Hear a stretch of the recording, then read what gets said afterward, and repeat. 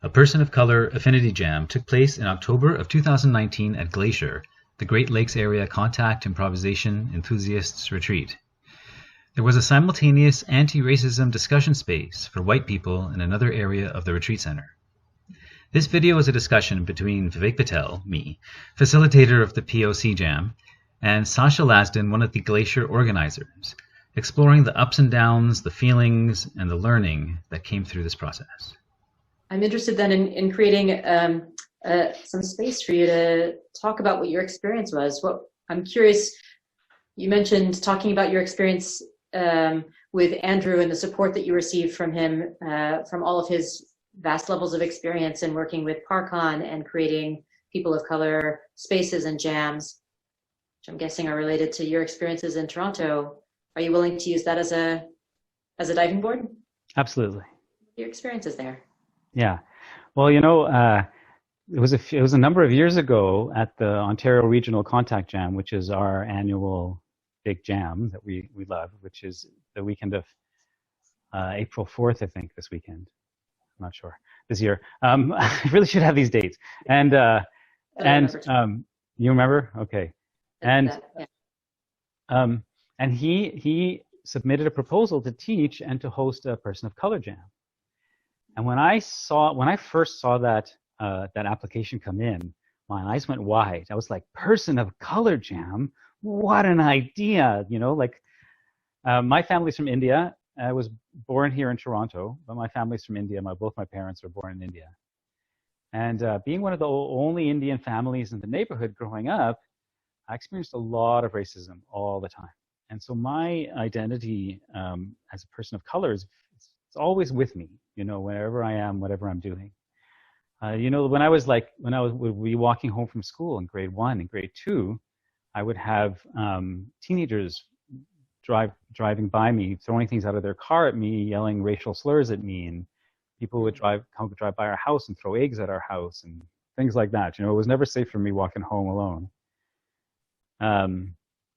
And so I have this, and in middle school it was like relentless bullying. So I have this really deep, like, lens that I'm always kind of looking out at the world through. It's a much less cynical lens than it used to be. I'm 51. When I was 25, it was a much more angry and aggressive and cynical lens, but it's still there. And so when I saw the Person of Color Jam idea, it really touched something in me. It was like there's like an opportunity to express something that I didn't know I needed to express in an environment that didn't know I needed to express it in. And when we actually did the Person of Color Jam, people were really sharing vulnerable stories, and then we were moving together with the emotion of those stories and the I wanted to say the energy, but I'm hesitant to say it because of what you wrote. So I need to find a more accurate word than energy. If you have one, I'm open to the suggestion. Always dynamic, felt sense. Really, what the words that you would use that you want to use in whatever language is great. Yeah. And I really enjoyed that piece, by the way. I wanted to reference it, I forgot. And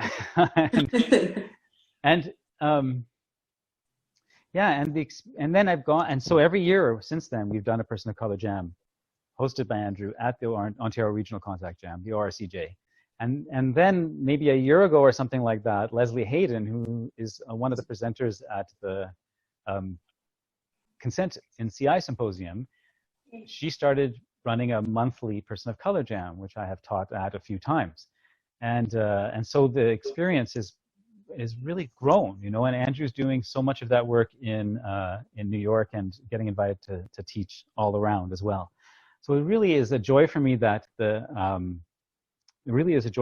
movement is spreading, and I love being part of it, because creating affinity spaces for people to share things in a specific contained, intentional environment, I feel like is so nourishing and so bonding and so self-revelatory in so many ways, you know.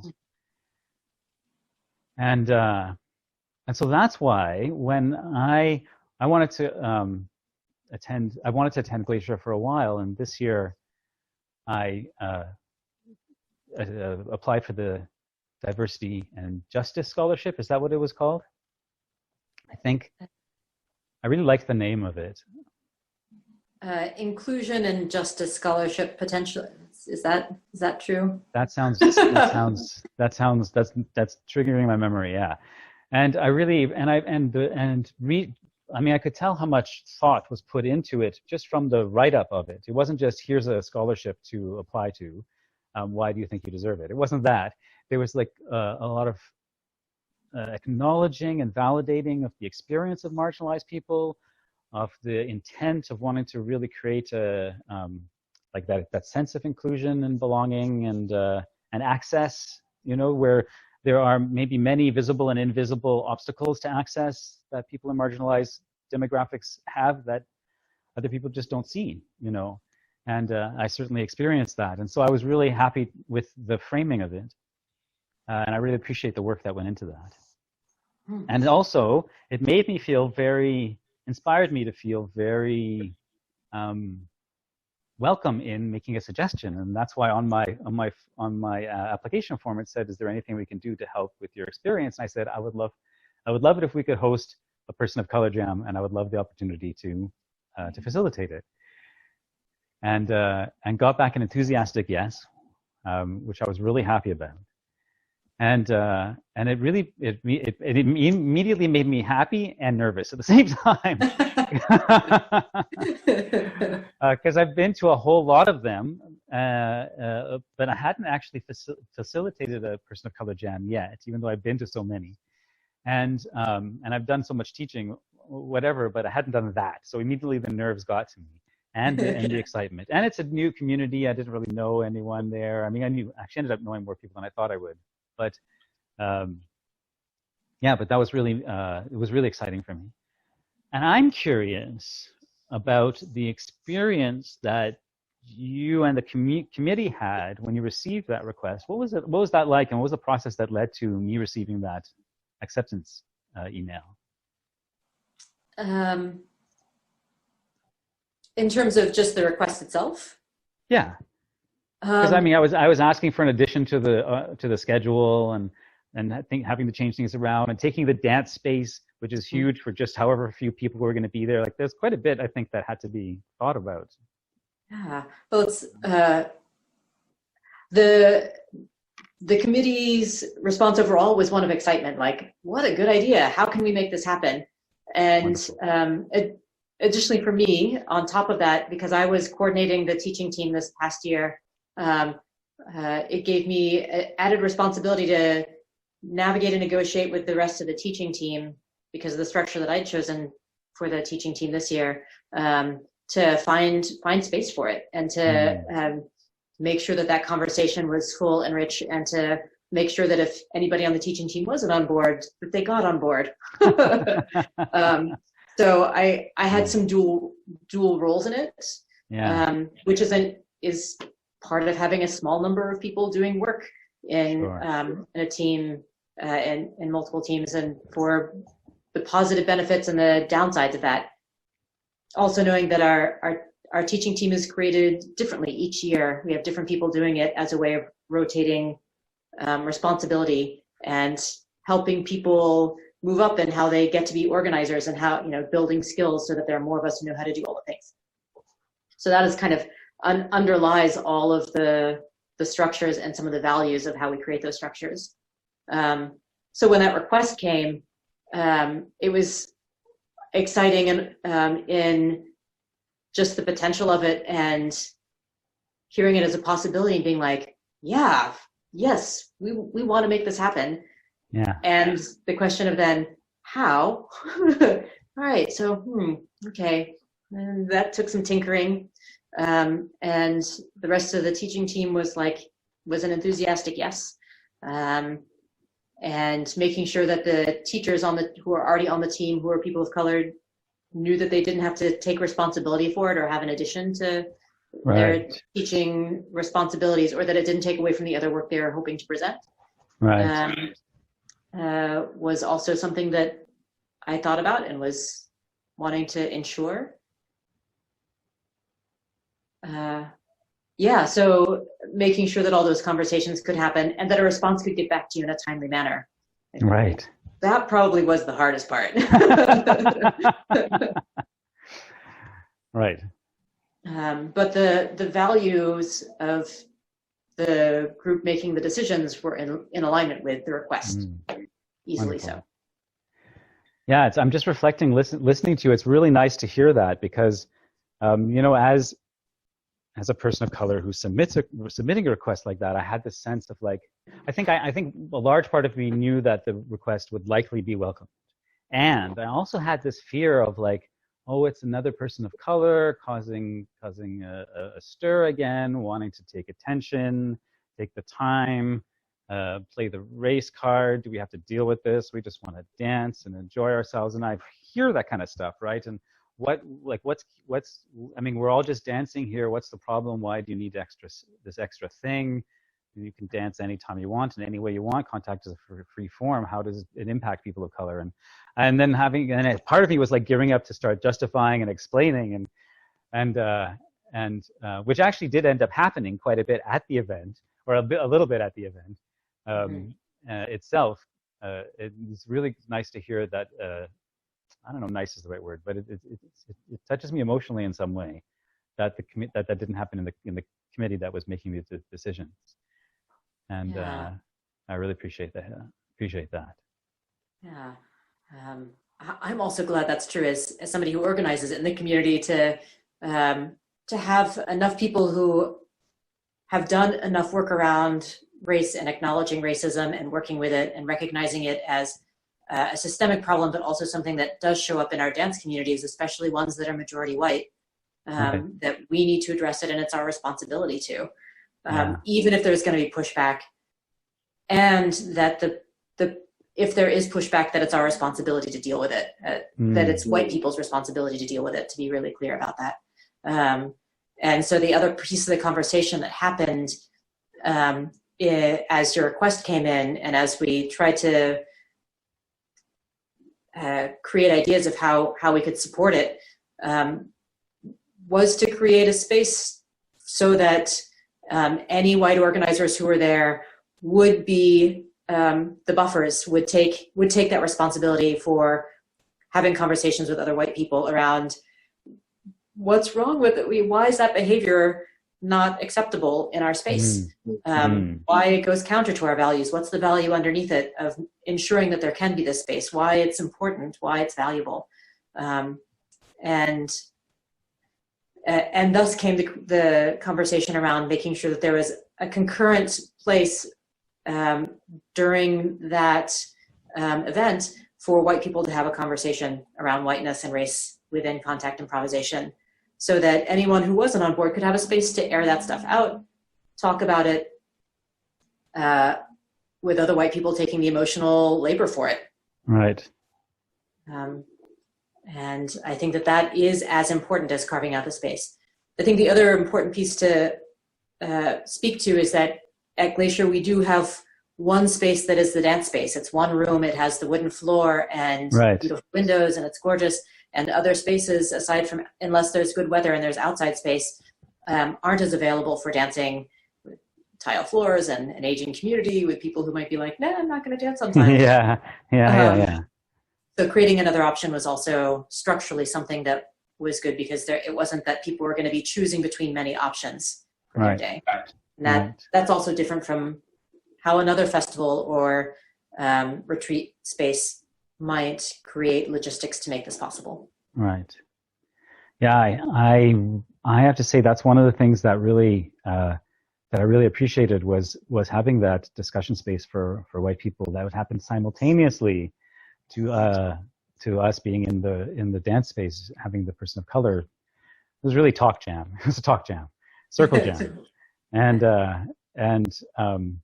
just like knowing in advance that was in your minds and in your intentions to create that. Just that you thought of it. Like, I didn't think of that one.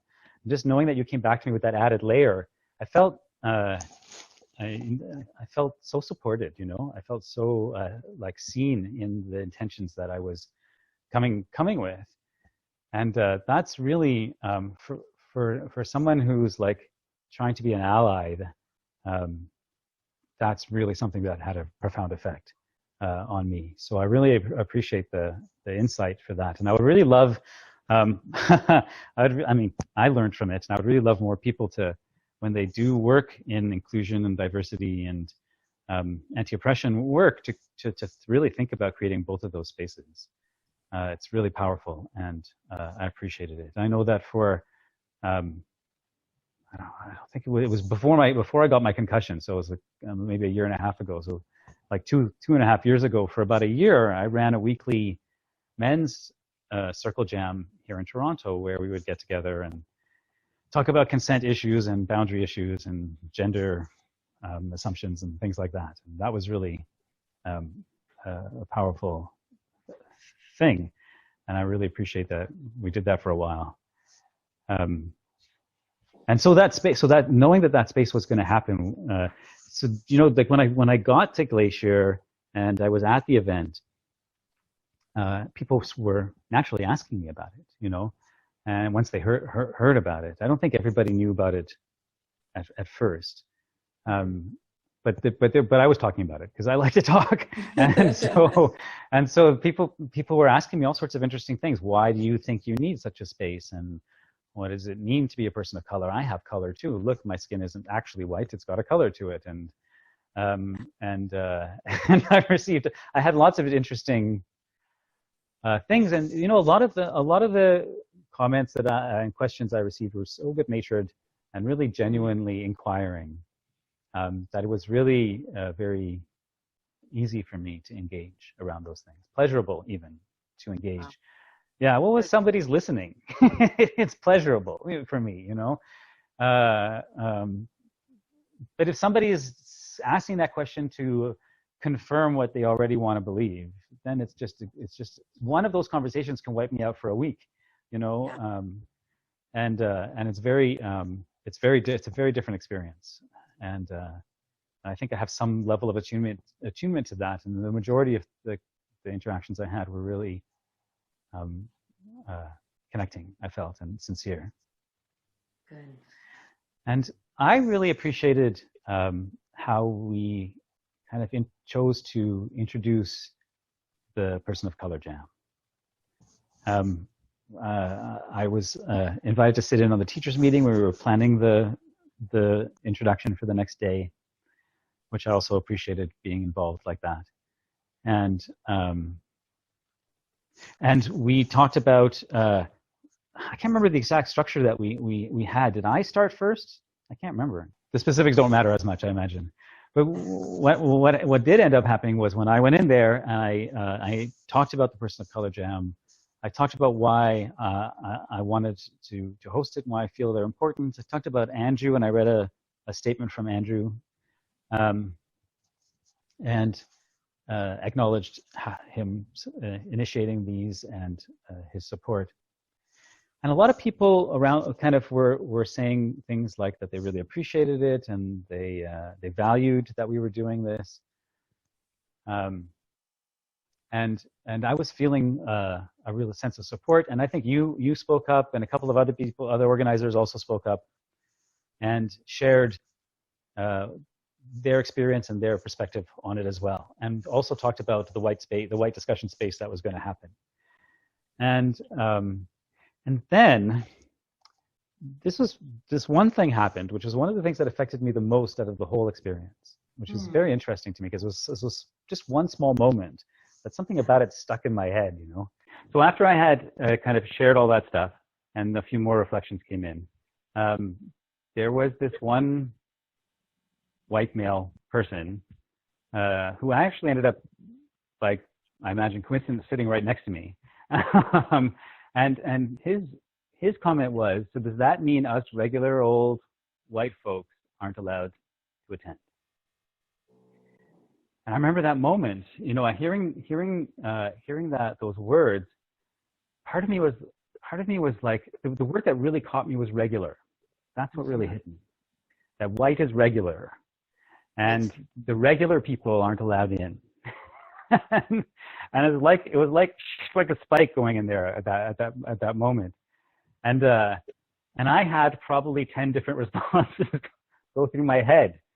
you know, from a long, long, very emotional speech to some, because it was an emotional thing, right? Like when I hear something like that, it's not just that moment that comes up.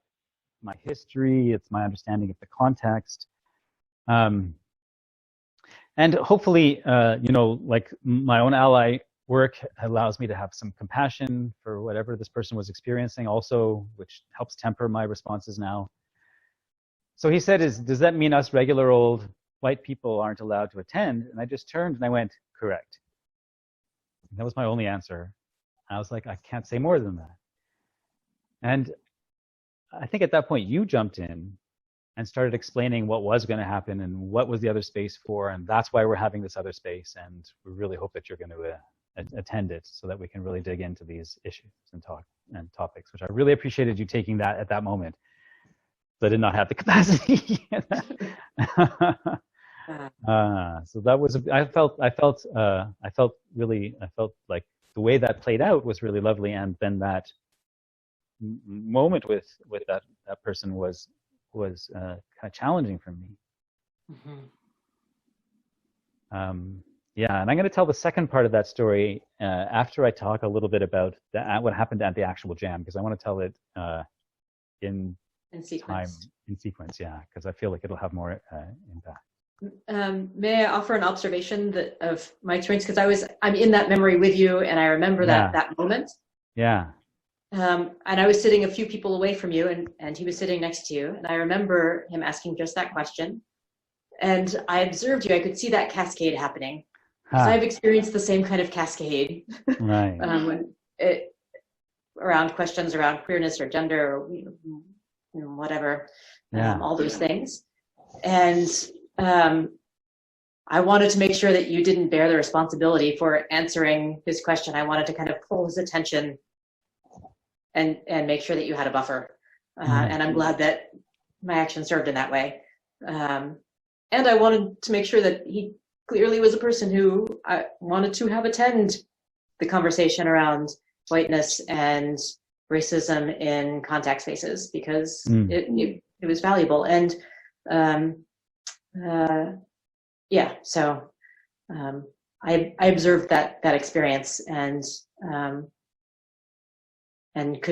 had a felt sense for the effect of his words and what that can feel like. So right. Yeah, I'm sorry you experienced that, because it's yucky. Yeah.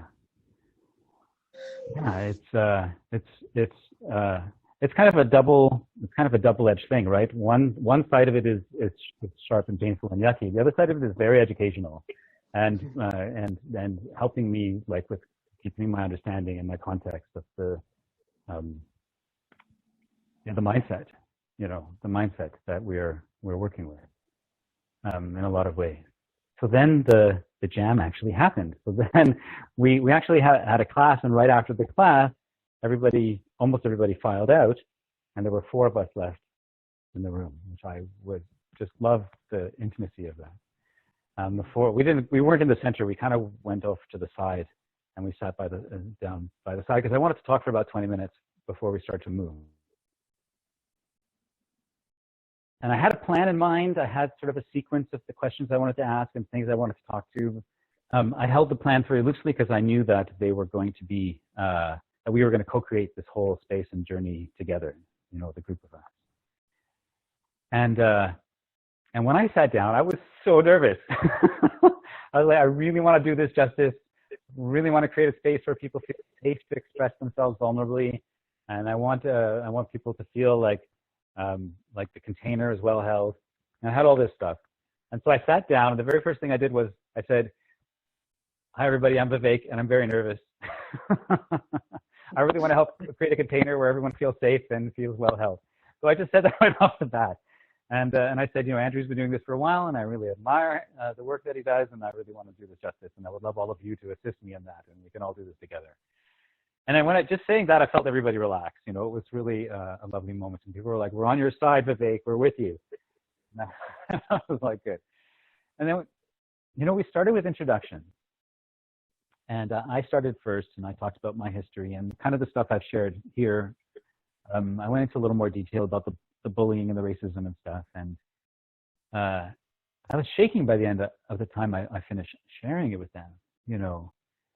And then person after person, as we went around the rest of the four of us, we were crying and we were holding each other and we were all empathizing, and we were even disagreeing, and yet the disagreements were like somehow connecting us, you know.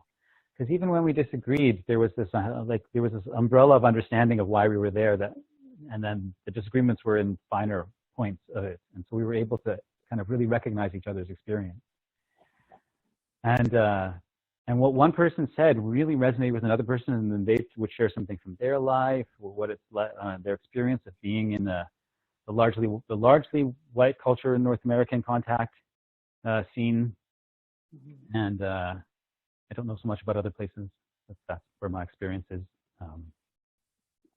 And what that feels like, and what it feels like being in a room without white people, you know, because when we were there was this sense of how when I'm sharing about something race related and my experience of it, and there are white people that are hearing me, there's a part of me that's aware of how they're taking it in that's different from how even you know, the most on person doesn't have the lived experience of it. It's just a little different, you know. It's that lens that I was talking about. Yeah, it's a code switching lens. Anyone who's had to do code switching carries both of those perspectives so often, and it can be tiring. It's nice to have a space without it. Right, very much so. I like that phrase, code switching. And I like to really be aware of the lens I don't have also. Like, I know as a heterosexual cis male, there's like a whole big lens I don't have. And being a person of color, which is I think one of the reasons I kind of value having a foot in a marginalized demographic and an oppressor demographic, is I do my best to be keenly aware of and work very consciously with my male heterosexual privilege. And so when I'm on the other end and I'm a person of color and I'm doing that other experience, I kind of know what the other side feels like, kind of, you know. And it gives me a sense of empathy in both, which is actually one of the things I'm going to be talking about in the presentation I'm going to be giving at the Consent Symposium, is what it's like to have a foot in two different demographics and how that affects my understanding of consent and my experience with it. One part of it being told by the whole world that I don't really have to pay attention to anyone else's consent needs, you know, because I'm male, and to fight actively against that, to constantly watch that mindset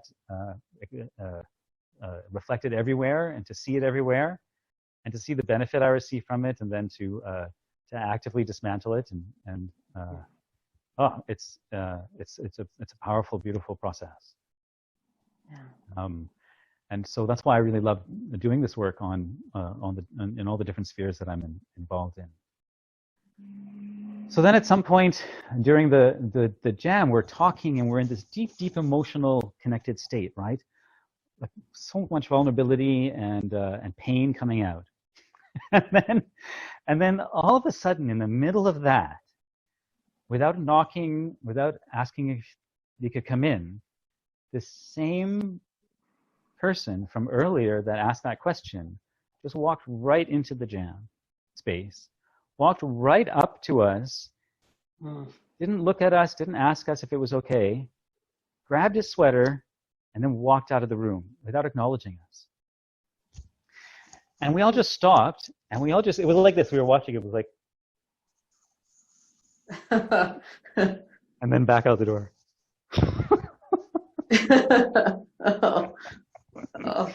Really, it was something, you know, and it gave us something else to talk about, which was nice. And I think it really, I don't know, it somehow made our conversation more real in a way, you know. I mean, it's not like that was a major racial insult or something like that. It wasn't like an act of violence or something. And yet all of us felt it, you know, all of us felt that very intentional choice. It felt like an intentional choice. Maybe it wasn't. I don't know what's in the other person's mind. I don't know. Even if it's subconscious, you know, it's something that could have been avoided. That it was a choice that didn't have to be made. Right. And it affected us, which was something that was so interesting. And so then our group emotional content was amplifying, you know, at that point. And I thought, okay, this is a good moment for us to move. So I said, hey, why don't we spend the last 10, 15 minutes moving together? And everybody was like, ah. So we got up, we ended up in the center of the floor, and the four of us were the most wonderful windy pretzel moving it was just so wonderful, you know. We did not want to be very far from each other. Sometimes we would be like a couple of duets, but then the duets would find their way to each other really, and it was like the four of us were doing this windy thing. And then after about 5 minutes of that, I said, I really want everybody, when we're dancing, to share anything they're feeling or anything that comes. So then it became dance talking. I know a lot of people don't like dance talking. I love dance talking personally. I'm very much a dance talker. I'm a dance thinker and a dance talker, as well as a dance dancer. So I love all of those. And the other participants were really happy with that, because all of these reflections were coming up. And the movement was activating more reflections and more memories, right? And all this stuff was coming out, and we were moving. It was just so beautiful, and it was beautiful. It was like such a beautiful space for the four of us, I felt. Yeah. And then I had my alarm set, because I like to be on time. So I had my alarm set with 2 minutes left. And we all kind of ended up in the center in this is another thing I love about the form that we practice. So the four of us ended up in the center, standing facing each other. And we each of us made eye contact with each of the rest of us. And then without saying anything, as if there was a choreographer in the room, which I love, the four of us backed away to the edges of the room, slowly, step by step, staring at each other in this really deep, unbroken, well, kind of broken because we're looking at the other three, but unbroken stare. And we ended up against the wall. All of us were like, suddenly all four of us were pressed up against the wall, as if something had opened the space. Then we did this whole wall dance kind of with each other, but really on the wall in the four corners of the room. They're not actually corners because it's a kind of a roundish room, but there was like the four corners. And we did this dance, and then we all stopped. We just stared at each other, and then we just walked out the room. And it was like a way of opening the space back up to the larger community. But then one of the members had to go take care of something. But then the three out of the four of us ended up outside on the patio, and we spent another hour dancing and talking together. And people were kind of walking by and like, oh, they're still in that, you know, and they were like giving us that space. And we just didn't want to separate. Even after that beautiful thing, we just kept talking and kept going deeper with it. Yeah. And it really showed me how much this affinity space idea can have an effect on us, you know. We all felt, I mean, I'm projecting, but I'm also sharing from like kind of what people were saying. We all felt more settled. We all felt more seen. We all felt more connected to the larger community, because there had been a recognition of this other identity that we deal with in our lives on a daily basis. And it really, yeah, it was all around. I think it was a beautiful, positive experience. Yeah. Really, it was a powerful, powerful thing, and I'm really glad that I was part of it. And I'm grateful for the support to create it. I really appreciate you sharing the experience that you had of it, and I also really deeply appreciate you bringing the suggestion forward for it and making it happen. I think affinity spaces are deeply valuable and deeply important. Having participated in them in my own way, in spaces that I am a part of, and also in observing them from the outside when they're for other people, for other groups. I just find them to be valuable. One idea I had as you told your story, especially around this person coming in the middle, was that one structure that would be valuable for spaces like this is to have basically a Shabbos goy at the door. And what a Shabbos goy is the person who is not Jewish, who on Shabbat does the things that a Jewish person isn't supposed to do. Right. Like turn on the lights in the synagogue. Right. Right. They take care of the tasks that the people who are participating in the thing aren't supposed to do. And so that Shabbos goy would be a white person who would stand on the outside of the door to ensure that the container is respected and kept. Right. Right. Love that. And Love that. if we do that again, or when that structure is in place again, I think that I'm going to see that we can have that person there, Nice. as well as for if there's a genderqueer jam or another jam that also has somebody who acts as that position. Yeah, I like outside it. to be like, oh, just as a reminder, this is what this space is right now. For sure. I like that very much. Sasha, my friend, I'm curious about what happened in the white space, in the white discussion space. I really want to hear about how that went and what people were reflecting on. Yeah. What resistances, we were talking about resistance before, if you experienced any resistance and how that kind of flowed. I think I was ready for far more resistance than I observed. Aha. And I think that there are a few of us who had spoken beforehand, who had helped organize it, who had agreed to act as extra anchors in the space for if the conversation went to some of the places that conversations go when you get a bunch of white people in a room talking about whiteness. That there would be varying levels of people who have had those conversations, that there might be different kinds of questions, that some of the questions would be painful, that some of us would be frustrated by them, that there would be people who had never thought about their whiteness or about race and had been able to bypass having to think about it, and there would be other people who have done a lot of work around it. So there are a few of us who made an agreement beforehand of like, okay, so when any of us is not speaking, our responsibility is to watch the room and be able to move about or notice when there's something that needs to be attended to, be it a disruption or if someone is trying to wrangle the conversation in a specific way with an agenda underneath it, to bring it to light and to acknowledge it and to make sure that the person who's speaking doesn't have to be the only facilitator in the room. So many facilitators in that way made for, I think, a better conversation. And a lot of people with facilitation skills who could do that in the room. So that was one thing that worked well. And I think because of that, a number of us also wanted to ensure that the conversation stayed on focus, because there was an amount of time, and that it is a long and large conversation, and we wanted to ensure that that we really maintained some specificity, talking about how race and racism plays out specifically in our jam scenes at GLACIER as a whole, and what we can do to alter the structure, what we can do to create structures that are more welcoming and more available and more accessible to people of color, so that they don't have to do as much work to make that happen. Right. So that and recognizing that people would probably have emotional things that they might want to talk about, and we weren't going to let that decenter the real conversation, which is we have work to do. Because I think that's something that happens a lot. When people who have specific privileges start to talk about their privileges, they get derailed by then the emotionality of like, but tell me I'm a good person. Right. Hey, fine, we're all good people coming in here. That's great. Let's now get to the work so that we're not avoiding, because that avoidance, that the emotional reaction is often a way to create avoidance of actually getting the things done.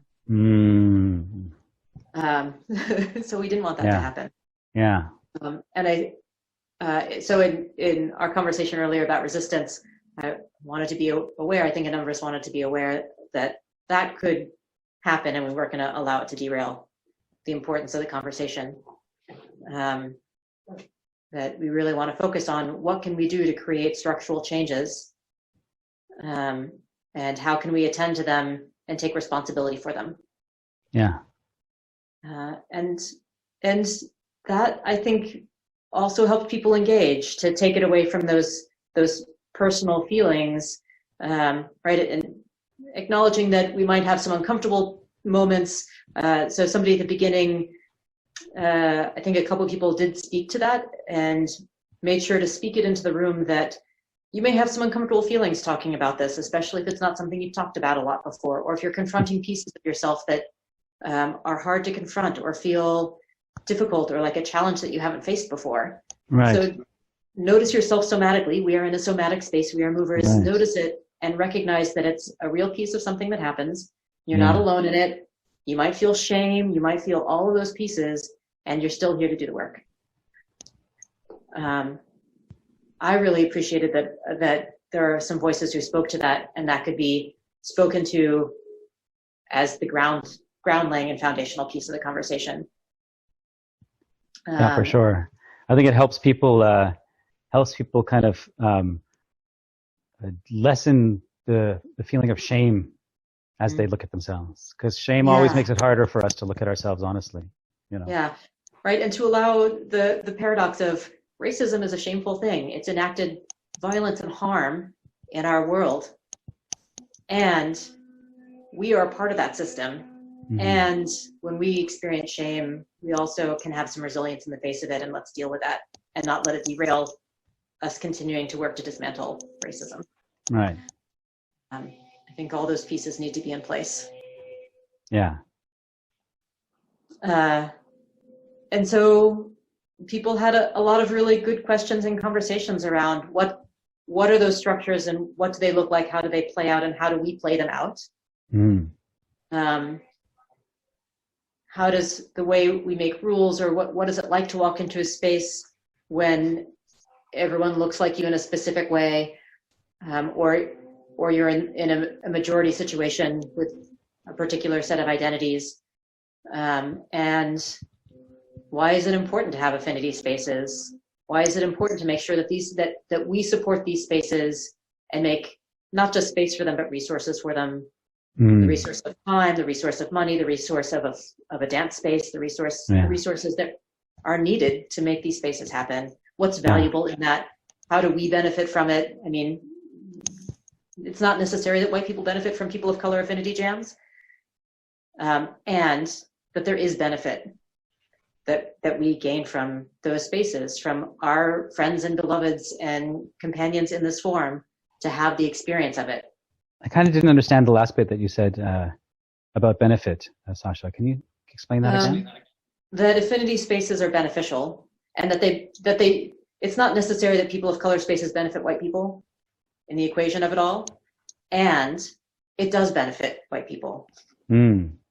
And that can be a radical idea for white people to hold. Right. That we benefit from people of color having affinity spaces and having spaces where they can be separate from us for their own purposes that have nothing to do with us. Right. And that the health of anybody that we're around, the wellness and the joy and the pleasure of anyone we're around that they gain from other spaces without us, benefits everyone in the long run. It benefits the systems that we're all in together. Right. It allows us to be together. It's a thing that allows us all to be together.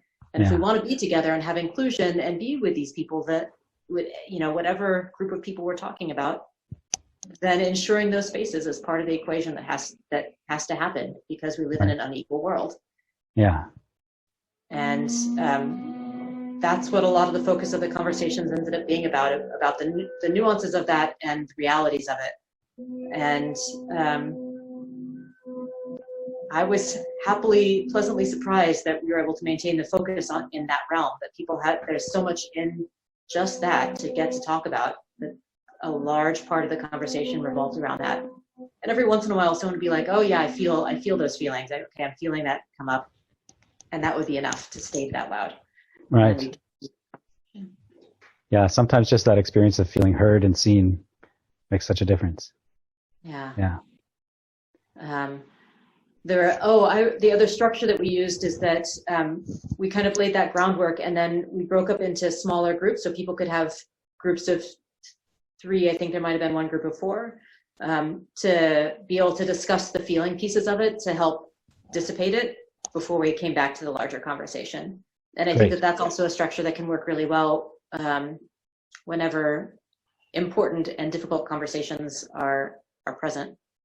So that people could discharge the pieces, be listened to, be observed, be witnessed in smaller groups that help allow for that vulnerability, so that people can still attend to the other pieces that are important. Yeah, right. That's a structure that I remember being a part of the conversation. Large group, groundwork, small group conversations. There were experiences of emotions that lots of people had. People spoke pretty honestly, and then coming back to the large group to have the larger conversation of, all right, what do we do about everything? What's our part? What is our work and what isn't our work? Yeah. And how do we enact that? What are our next steps? How do we take these conversations back into our communities, in our smaller communities, in our regional locations? How do we make support systems? Yeah, wonderful. Yeah. Yeah, important conversations. Yeah, you know, I think that's one thing about the Person of Color Jam was I don't think that we ever got to a place of talking about solutions of any kind. You know, it's interesting. We were really. It would have taken some more time for us to get through the emotional process that we were on, with ups and downs, and for us to arrive at a place where we could start intellectually thinking about it. Because just being, as soon as we were in that room together, it was like just so full, you know, so full of the emotion and the experience and our histories all there together. And I think that's one of the things about that space. You know, that's one of the things about that space is being able to have that emotional experience together. And then if we had had a couple more hours, I think we would have ended up in that conversation, actually. Yeah. So that's interesting. Maybe this is the next thing that can happen at Earth Dance, to have a completely people of color-led people of color jam. Maybe it's happened before. I don't know enough of the history to know if it has, but yeah, if it hasn't, it might be time. Yeah. Well, I had talked to people about it at Earth Dance a few years ago. I think it was 2016 when I was there. And the conversation that I got was how incredible an idea it is and how logistically challenging it would be. Yeah. Which I'm experiencing some of here doing this, the consent weekend. You know, it's a lot, and I think the idea has real merit and real potential. You know, and maybe belongs in a different place, like in Toronto, where there's already a large population and a large public transportation infrastructure and structures that are easier to access, or in another city that might be easier to access, a large city that it's easy for people to get to, right. Or simultaneously in many cities. Yeah. Oh, and, you know, I'm really would be interested in. I really would be interested in a similar symposium kind of thing where we had people of color thinkers and even white thinkers coming in and presenting, and having times where we're in affinity groups and times where we come together to talk about it. And that would be a really interesting thing to try and create. Yeah. Yeah, I think that would be powerful.